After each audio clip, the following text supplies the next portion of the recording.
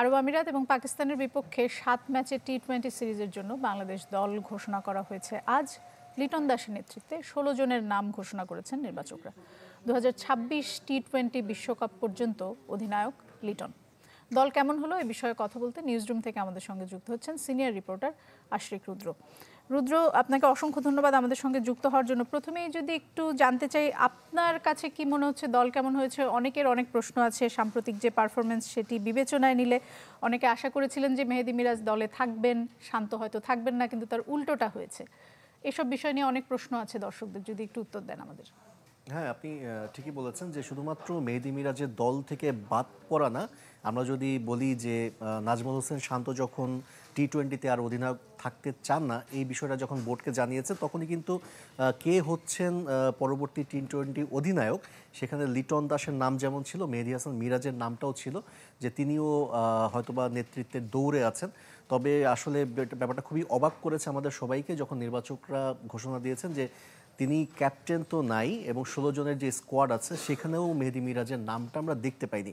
এটা নিয়ে প্রশ্ন করা হয়েছিল এবং বলা হচ্ছিল যে লাস্ট যে বিপিএলটা হয়েছে সেখানে কিন্তু মেহেদী হাসান মিরাজ খুলনার অধিনায়ক ছিলেন এবং ব্যাটে বলে পারফরমেন্স করে কিন্তু তিনি আসরের সেরা ম্যান অফ দ্য টুর্নামেন্ট তিনি হয়েছিলেন মেহেদী হাসান মিরাজ। এরপরও তাকে বিবেচনায় রাখা হয়নি, ১৬ জন স্কোয়াডেও রাখা হয়নি। তো তারা যেটা আসলে নির্বাচকরা বলছেন যে মেহেদী হাসান মিরাজ এই ফর্মেটে এখনও অনেকটা পিছিয়ে আছেন। কিন্তু যদি অন্যদিকে যদি নাজমুল হোসেন শান্তর কথা দেখি যে তিনিও যে এই ফর্ম্যাট খুব একটা ভালো করছেন তা না। অ্যাজ আ ক্যাপ্টেন তিনি যখন খেলছিলেন মাত্র ১০৮ স্ট্রাইক রেট তার, এবং বিপিএলও আমরা দেখেছি যে বেশিরভাগ ম্যাচ তিনি আসলে বেঞ্চেই কাটিয়েছেন। তারপরও তাকে আসলে স্কোয়াডে রাখা হয়েছে, এই ব্যাপারটা আসলে একটা প্রশ্ন বিদ্ধ করেছে পুরো স্কোয়াডটাকে। এবং পাশাপাশি আরেকটা কথা বলতে চাই যে এখন টি-20 ফরম্যাটে যেমন সবগুলো দেশ আসলে তরুণদের বেশি প্রাধান্য দিচ্ছে, যারা আসলে সাহসী ক্রিকেটটা খেলতে পছন্দ করে বা সাহসী ক্রিকেটটা প্রেজেন্ট করে মাঠে, সেখানে আমাদের কাছে মনে হয়েছে যে নির্বাচকরা অনেকটাই আসলে একটু হয়তো বা ভয় কিংবা সংকোচ রেখে আসলে দলটা যে স্কোয়াডটা দিয়েছেন সেখানে কোনো সাহসী কোনো সিদ্ধান্ত নিতে পারেননি। তরুণ কিছু ক্রিকেটারকে হয়তোবা সুযোগ দেওয়া যেতে পারত এই আরব আমিরাত এবং পাকিস্তান ট্যুরে, যেহেতু ২০২৬ টি-20 বিশ্বকাপ আছে ফেব্রুয়ারিতে। এর মাঝেই দলটাকে গুছিয়ে নেওয়া কিংবা আরও কিছু ক্রিকেটারকে পরীক্ষা নিরীক্ষা করানোর একটা সুযোগ আসলে ছিল, সেই জিনিসটা আসলে নির্বাচকরা করতে পারেননি, এটাই মনে হয়েছে। দোলা, রুদ্র, এই যে সাম্প্রতিক যে দল সেটি মাথায় রেখে যে দুটি সিরিজ তারা খেলতে যাচ্ছেন, খুব বাস্তববাদী হিসেবে আপনার কাছে যদি জানতে চাই যে আপনার প্রত্যাশা কি থাকবে, দল কেমন করবে আর দলের স্পিরিট কেমন দেখছেন?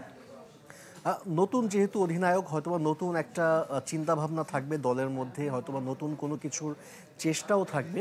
তবে আসলে ক্রিকেটারদের পারফরমেন্সটা আসলে এখানে মুখ্য, যে বিশেষ করে ব্যাটারদের পারফরমেন্স আমরা যদি দেখি যে বিগত কয়েকটা সাম্প্রতিক সিরিজগুলো যদি আমরা দেখি, সেটা ৩ ফরম্যাটেই হোক না কেন, বাংলাদেশের ব্যাটাররা যে খুব ভালো পারফরমেন্স করছে এমনটা না। টি-20তে আমরা যেমনটা অন্যান্য দেশের ক্ষেত্রে দেখি যে ১৮০-২০০ রান অনায়াসে করতে পারছে, সেখানে বাংলাদেশ হয়তোবা ১৬০-৬৫ করতেই তাদের আসলে অনেকটাই বলা যায় যে ঘাম ঝরে যায়।